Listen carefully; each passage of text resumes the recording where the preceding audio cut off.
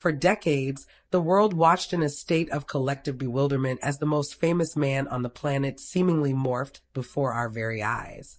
The whisper started in the mid-1980s, echoing through tabloid pages and echoing in living rooms across the globe. People asked if it was vanity, if it was a rejection of his heritage, or if it was the ultimate manifestation of a fractured psyche. The headlines were relentless, painting a picture of an eccentric superstar lost in a delusion of his own making.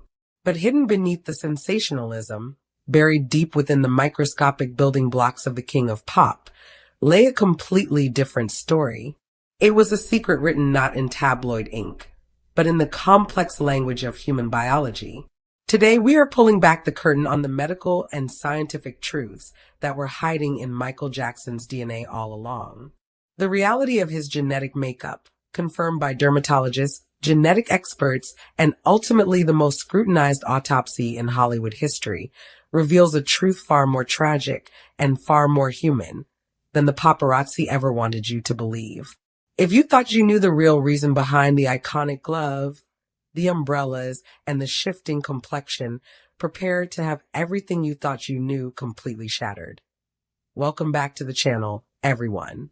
Today, we are diving deep into one of the most misunderstood narratives in the history of modern pop culture. Michael Jackson was not just a global icon. He was a phenomenon whose life was dissected with a surgical, often cruel, precision by the media. As his unparalleled career skyrocketed from the soulful days of the Jackson 5 to the stratosphere of Thriller and Bad, the public's obsession shifted from his undeniable genius to his rapidly changing physical appearance. We all remember the endless speculation. We remember the late-night talk show monologues and the magazine covers asking what on earth was happening to his face and his skin. But what if I told you that the narrative we were all spoon-fed was fundamentally flawed? What if the changes that shocked the world were not the result of an obsession with altering his identity, but a desperate, agonizing battle against his own genetic code? This story matters because it forces us to hold up a mirror to how society and the media treat those who are fighting invisible battles.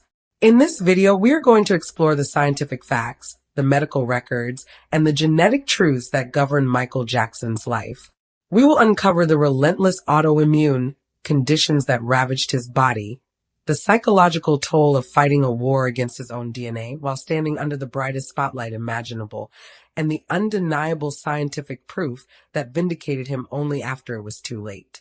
I promise you, the revelations we are about to explore will change the way you look at the king of pop forever. Understand the truth hiding in Michael Jackson's DNA.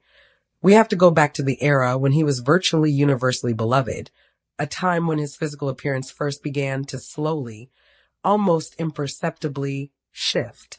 The late 1970s and early 1980s were a golden era for Jackson. He had transitioned from a child prodigy into a fiercely independent solo artist.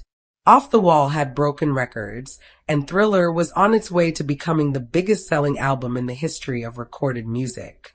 He was the undisputed king, capturing the hearts of millions with his electrifying performances and unparalleled vocal prowess. But right at the zenith of this monumental success, a silent, invisible enemy began to awaken within his genetic code. Observers began to notice small things at first. The sudden appearance of the single white glove during the legendary Motown 25 performance in 1983 became an instant cultural touchstone. It was hailed as a stroke of fashion genius, a brilliant theatrical prop that perfectly accentuated his mesmerizing hand movements. Fans rushed to emulate the style, and fashion critics praised his eccentric innovation. However, the true origin of that iconic glove was far removed from any marketing strategy or fashion mood board. According to those closest to him, the glove was initially a desperate attempt to cover up the early, terrifying signs of a genetic condition that was beginning to strip the pigment from his skin. Imagine being the most famous black man on the planet, heavily reliant on your visual presentation, and suddenly finding mysterious white patches blooming across your hands. The panic must have been absolute. The narrative the media began to spin, however, was entirely devoid of medical curiosity. Instead of asking if the superstar was unwell, the tabloid press, which was just beginning to flex its vicious, modern muscle, decided that Michael was simply trying to change his race.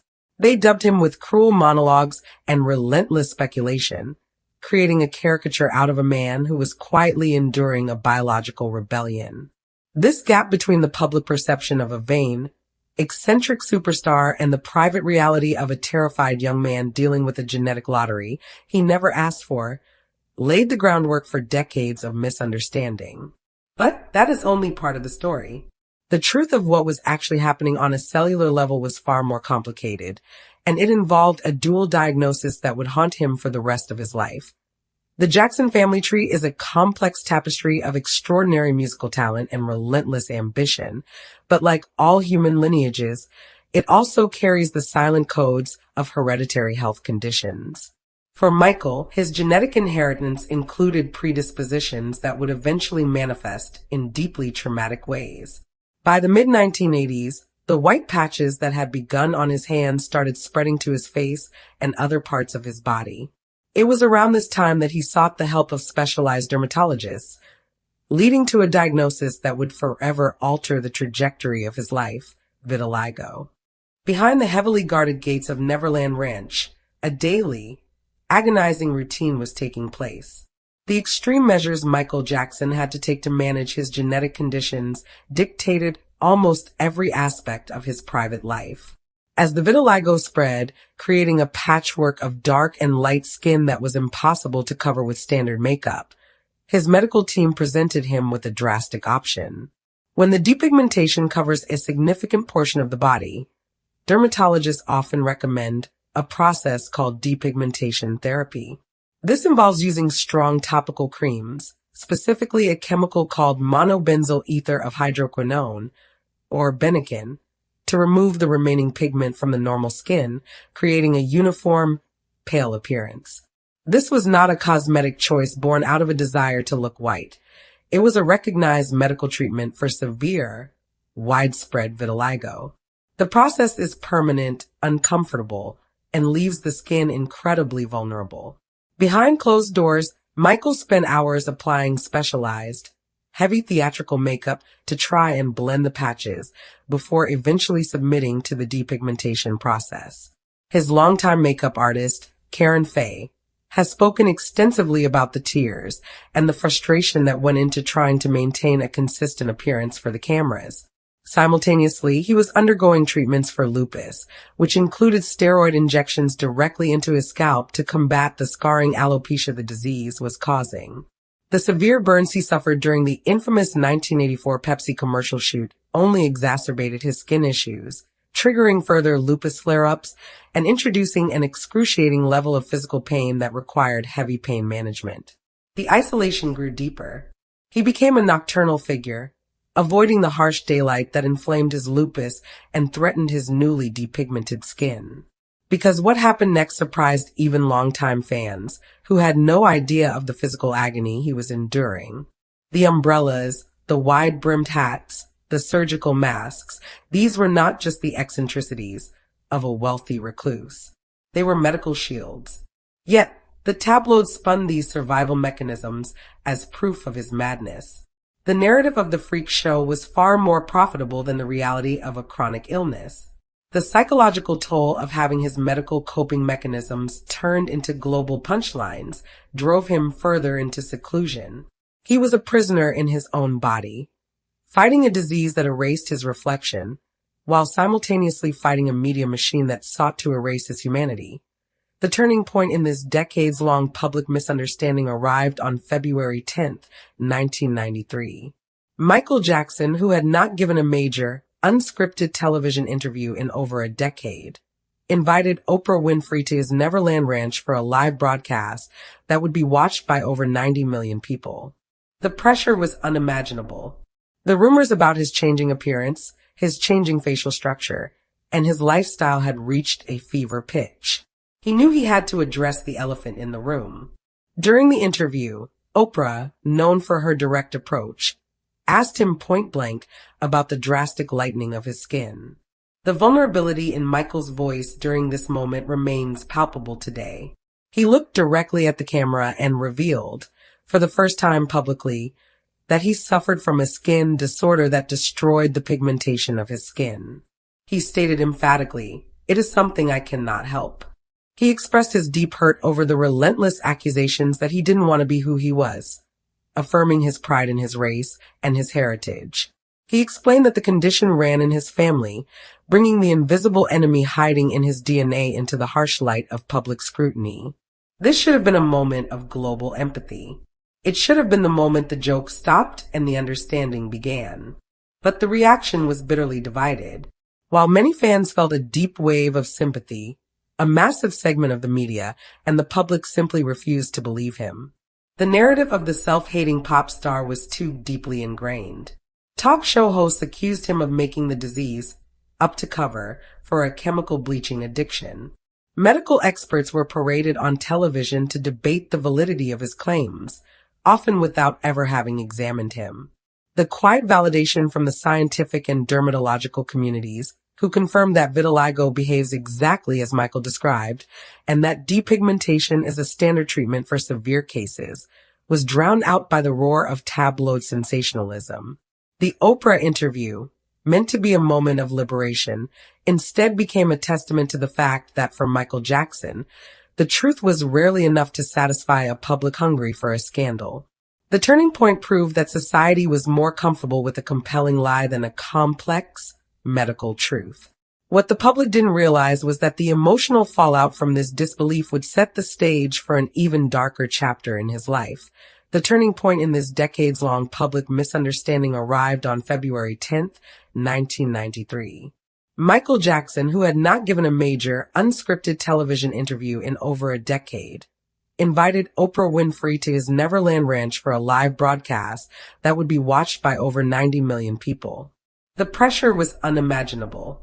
The rumors about his changing appearance, his changing facial structure, and his lifestyle had reached a fever pitch. He knew he had to address the elephant in the room. During the interview, Oprah, known for her direct approach, asked him point-blank about the drastic lightening of his skin. The vulnerability in Michael's voice during this moment remains palpable today. He looked directly at the camera and revealed, for the first time publicly, that he suffered from a skin disorder that destroyed the pigmentation of his skin. He stated emphatically, "It is something I cannot help." He expressed his deep hurt over the relentless accusations that he didn't want to be who he was, affirming his pride in his race and his heritage. He explained that the condition ran in his family, bringing the invisible enemy hiding in his DNA into the harsh light of public scrutiny. This should have been a moment of global empathy. It should have been the moment the joke stopped and the understanding began. But the reaction was bitterly divided. While many fans felt a deep wave of sympathy, a massive segment of the media and the public simply refused to believe him. The narrative of the self-hating pop star was too deeply ingrained. Talk show hosts accused him of making the disease up to cover for a chemical bleaching addiction. Medical experts were paraded on television to debate the validity of his claims, often without ever having examined him. The quiet validation from the scientific and dermatological communities, who confirmed that vitiligo behaves exactly as Michael described, and that depigmentation is a standard treatment for severe cases, was drowned out by the roar of tabloid sensationalism. The Oprah interview, meant to be a moment of liberation, instead became a testament to the fact that for Michael Jackson, the truth was rarely enough to satisfy a public hungry for a scandal. The turning point proved that society was more comfortable with a compelling lie than a complex medical truth. What the public didn't realize was that the emotional fallout from this disbelief would set the stage for an even darker chapter in his life. The intersection of Michael Jackson's deteriorating health and his demanding career created an unsustainable friction. The fallout from the Oprah interview and the ongoing public skepticism took a massive toll on his mental health. Imagine baring your soul, revealing your most painful, private physical insecurity to the world, only to be called a liar by millions. This profound lack of empathy fundamentally altered his relationship with the media and the broader public. He poured this frustration into his music. The album History, released in 1995, was a raw, aggressive, and deeply personal response to his critics. Songs like Scream and Tabloid Junkie were direct indictments of the media's cruelty and their disregard for the truth. He was fighting back, but the emotional wounds were deep. The stress of the ongoing public mockery, combined with the devastating legal battles and accusations he faced throughout the 90s and 2000s, severely exacerbated his autoimmune conditions. Medical professionals know that stress is a primary driver of lupus and vitiligo flare-ups, and Michael was living under an amount of stress that is almost impossible for an ordinary person to comprehend. The media continued to treat his medical condition as a vanity project. When he wore bandages on his face or hands, they assumed it was a botched plastic surgery, ignoring the fact that lupus causes severe, painful skin lesions that require dressing. When he was seen in a wheelchair or looking frail, they speculated about drug addiction, rarely considering the debilitating joint pain and chronic fatigue that are hallmark symptoms of systemic lupus. The public reaction was a terrifying study in cognitive dissonance. People loved the music, but enthusiastically participated in the destruction of the man. However, a dedicated core of fans and observers always believed him. They compiled photographs showing the gradual progression of the vitiligo spots over the years, tracking the uneven patches on his chest and arms during concert tours. They fought back in early internet chat rooms and message boards, desperately trying to correct the narrative. But their voices were a drop in the ocean compared to the tsunami of tabloid television and gossip magazines that dominated the era. But as the years went on and the final chapter of his life approached, the scientific truth hiding in his DNA was waiting to finally, definitively clear his name. The tragic passing of Michael Jackson on June 25, 2009, shocked the world and brought the music industry to a standstill. But in the grim aftermath of his death, a definitive, undeniable document was produced that finally forced the world to reckon with the truth. His official autopsy report. Released by the Los Angeles County Coroner, this comprehensive medical document provided a stark, scientific validation of everything Michael had claimed for decades. The autopsy definitively confirmed that Michael Jackson suffered from severe vitiligo. The medical examiners noted significant patches of depigmented skin across his body, proving without a shadow of a doubt that his changing complexion was the result of a devastating disease, not a cosmetic desire. Furthermore, the report documented the physical evidence of his battle with lupus, including the scarring and the condition of his skin. The medications found in his system and his medical history confirmed the heavy pharmaceutical burden he carried to manage his chronic pain and autoimmune disorders. This deep dive into his biology had profound future implications for his legacy. The scientific proof forced a collective reckoning among journalists, commentators, and the general public. There was a wave of retrospective guilt as people realized the sheer cruelty of mocking a man for a disease he could not control.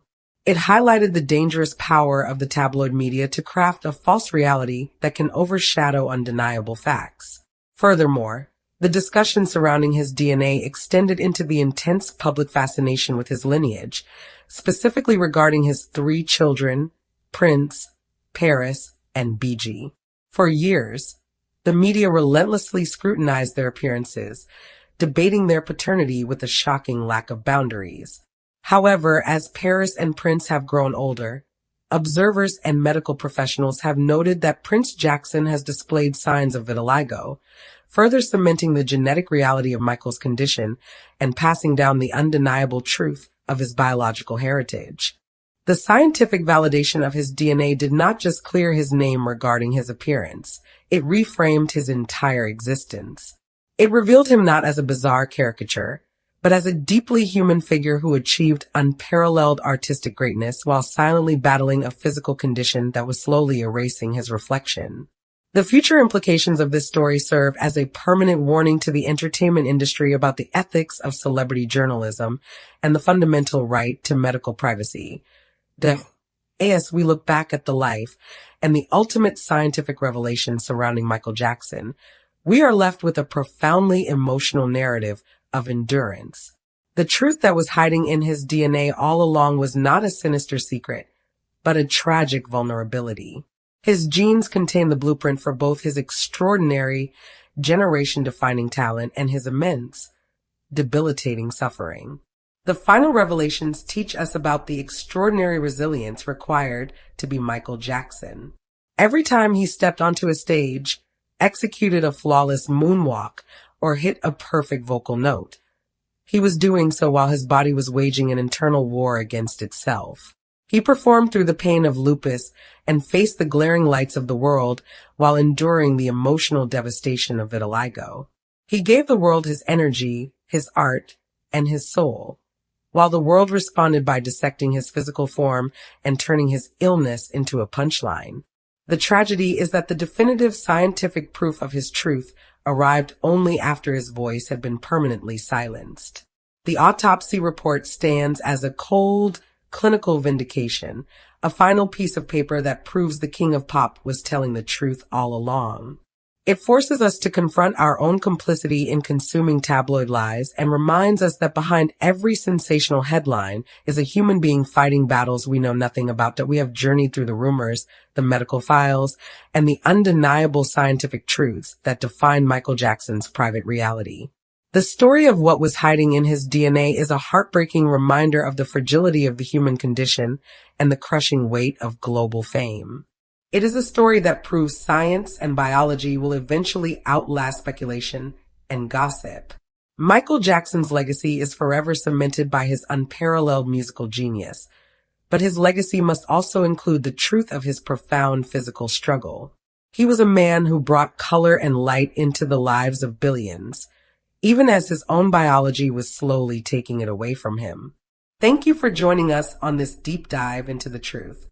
What are your thoughts on how the media handled Michael Jackson's medical conditions?